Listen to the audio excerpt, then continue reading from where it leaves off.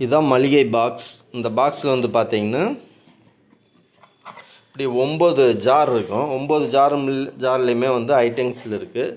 இது வந்து பார்த்திங்கன்னா கடுகு வந்து 150 கிராமு. அது இல்லாமல் பெப்பர் வந்து 125 கிராம், மிளகு, சீரகம் 100 கிராம், சோம்பு 100 கிராம், வெந்தயம் 175 கிராம், உளுந்து 200 கிராம், கடலைப்பருப்பு 200 கிராம், பாசிப்பருப்பு 200 கிராம், துவரம்பருப்பு 200 கிராம். மொத்தம் வந்து பார்த்திங்கன்னா 1450 கிராம்.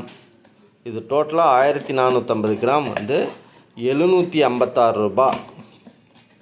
எவ்வளவு? 756 ரூபா 1450 கிராம்.